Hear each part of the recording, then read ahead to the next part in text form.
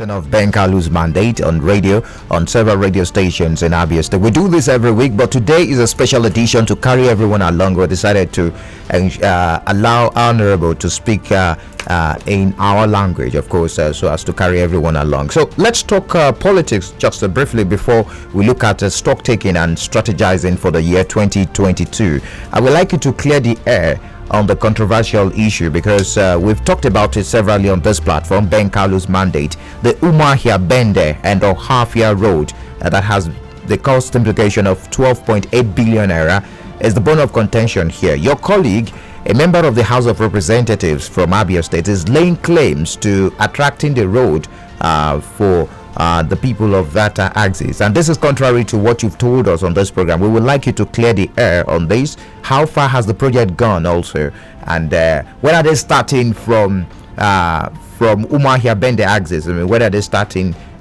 from, and when do they begin from Umuahia Bende axis, that area? Very specific.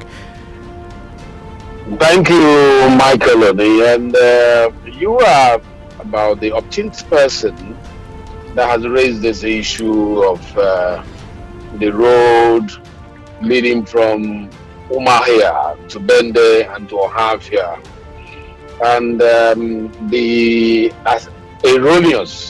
very erroneous assertion has always been that a member of the House of Rep from Ohafia is laying claims, actually is laying claims to attracting the 12.8 billion naira worth of project. Please, you tell him, if he's listening now, you tell him that it is a lie. You tell him that he has no documents with regards to how I applied for that road. I have all the documents and all the measurements, and I work with the Ministry of Works in Abia State, and the Ministry of Works in Abia State work with Engineer Yemi, the Permanent Secretary of Works from the Federal Republic of Nigeria, the headquarters, and he was delegated to work with me directly by the Honorable Minister Raji Fashola. These ones I'm mentioning, they are alive, and this program, I'm happy, is national. We started working on this road from the day the Honorable Minister appeared before a committee on public petition, where a road in Abak was a contentious issue that was brought before the public petitions committee, where the youths in Abak were accusing the CECC, the Chinese company that came to do the job, of not, working along the scope of the job. It appears that the community did not have the full information about the job. I did an intervention on that day, and also asking the Works Committee, Ministry of Works, to always engage the stakeholders when they come in to do any of their projects, for better understanding of the scope, so that this kind of wasting of the time of the Parliament on an issue that's supposed to have been resolved through a stakeholder engagement meeting. After that meeting, on that same day, I approached the Honorable Minister while he was still sitting in that committee room. If he's listening to this, he will attest to that. And I wrote the name of this road. I wrote, I want you to intervene with the construction of this Umuahia, Bende, Ohafia road. And immediately the minister told me, I know that road. It's a very important road. Let's start working on it. We started that day, I'm talking about 2019, November. By the time we got to early January, all the documentation he asked for, all the measurement of the road had been provided by my office in conjunction with the State Office of Ministry of Works and Housing. And I have all the proposal letters, I have all the measurement documents, I have all the BEME, I have all the application for that road. And I'm sure anybody who is alleged does not have a single document, that has the dates attached to it. And when this matter was followed up by me severally for about 1 year, the minister finally into. Okay. Kaina gani waka ne mbarito kana ya bo network kana nani mana ai gaga bigati ata obere ai na ga mane ku benkale oliwe kai hazikwa ana kpoaria ni bomro muso keeping on. Okay, last Hello. Hello, I can hear you. Hello, yeah. Yes, so go on with. The minister finally, with his team, did their survey and they found out that really we needed this road because of its all-important nature. And he went and presented it before the Federal Executive Council. And I knew the day he was presenting it.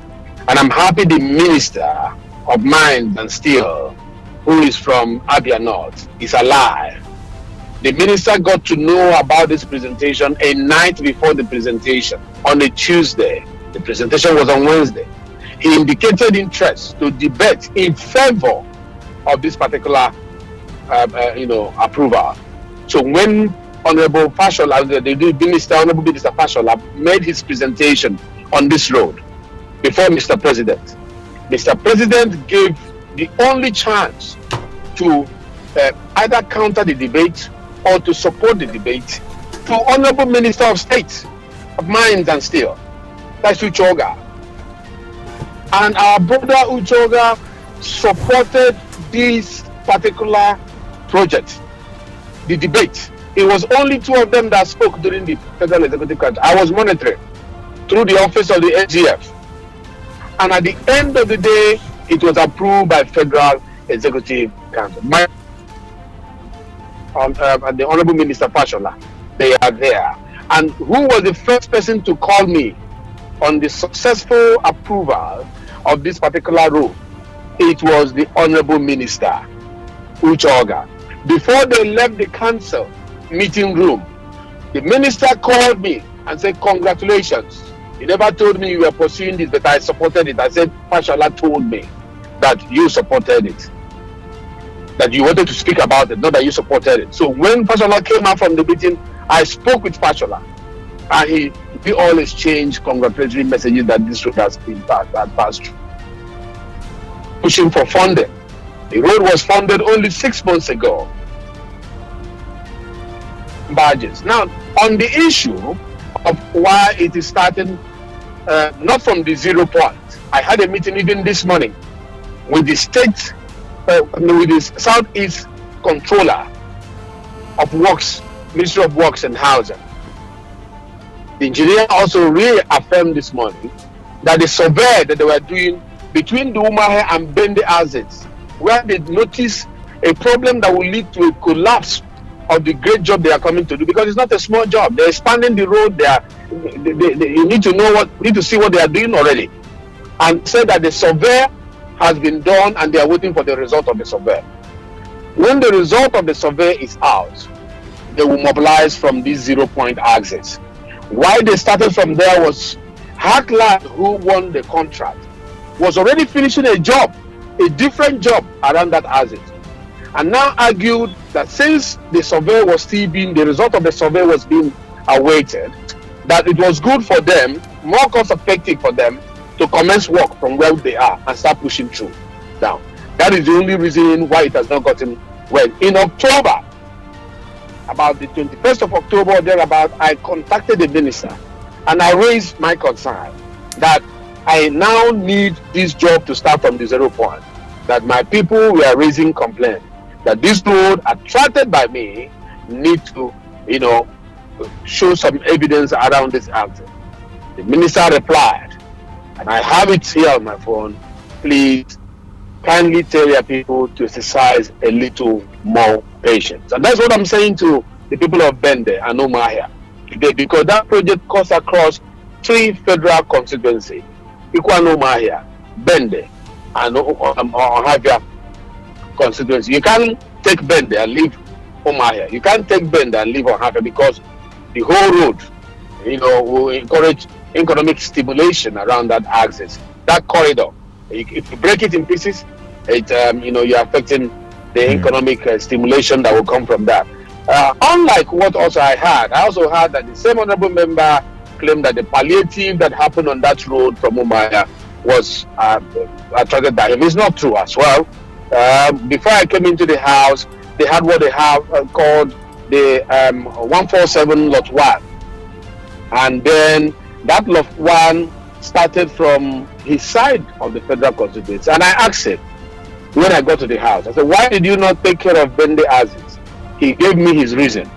That the member of the house who was representing Bende at that time did not support the motion when it was on the floor.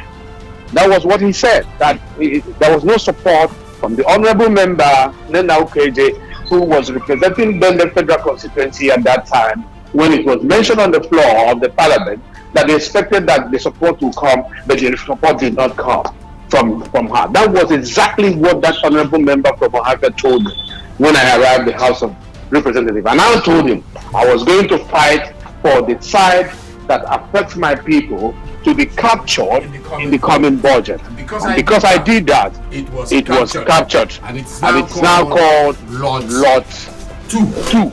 So you have Lot 2 that was awarded by the FEMA. This one is not Works, it was FEMA.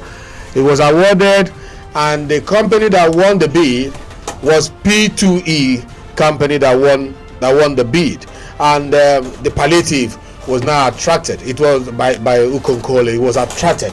The Lot 2 was attracted by Benjamin Okezie Kalu, the same way attracted the one that went on the road Ititulo, Itumbuzo Road, the palliative that took place there. So it's not good for politicians to always struggle with projects. If he's in the room now and we're having a debate, I would tell him that when that road was shifted, was about to be renamed, and I approached him and I told him, are you aware that this road was about to be renamed in the budget? If he's in this room now, I will tell him to his face what he answered me. But since he's not in the room, I want to say, I will keep it to myself. I'd say that I fought for that road, and Fashola is alive. You go ask Fashola who fought for that road. Many people went from Ohafia to go and interact with Fashola to say thank you to him. When they entered there, he told them that road, that they should go and say thank you to Benjamin Okezie Kalu, that I disturbed him for 1 full year, not giving him rest. That was exactly the same debate he presented to Mr. President. For goodness sake, I'm in the ruling party. I think I'm working for the ruling party, and if it's mentioned to Mr. President that the spokesperson of the House of Rep needed this road to be done because his people needs it, nothing will appeal to Mr. President more than that. So if a person from PDP is trying to claim the credits that are supposed to belong to APC, it's a misnomer. APC is the ruling party now. We are bringing the project and the signs are there. You cannot come from PDP and claim the project that we have attracted from APC and you allow us to keep quiet. I ask for a debate. If he says he's contesting this, I ask for a debate, and I will bring all the document that had to do with that road, all communication, emails between me and Fashola. I will present it. Emails between me and the state office of the works and housing, Ministry of Works and Housing. So they did that in PDP. I had when they were doing that, Mau and Ukonkole struggling about project. It's in their nature to do that. We don't do that in APC. I know what the honorable, the distinguished senator is doing in Abia North. I can never go and claim what the distinguished senator is doing, and he's going to do more. I cannot, and you will not see the distinguished senator claiming what the man he's raising in politics is doing in the federal constituency. It's not in our nature to do that. PDP should leave the project attributed by APC and let the people enjoy the good dividends of democracy that is coming from APC. We don't want this kind of thing. We don't want it, and it is scandalous. It is deceitful. It's either that people did not hear him well, but if he actually opened his mouth and said that 12.8 billion naira project running from Umuahia through Bende to Ohafia, that he had treated it, then he is being deceitful. And I challenge him to a debate. Let him come to the station and let's present our facts. All right, it is still Ben Kalu's mandate, of course, weekly engagement of Representative Benjamin Okezie Kalu with the good people of Abia State. Special edition. We'll take a break now. When we return, the conversation continues. Stay tuned.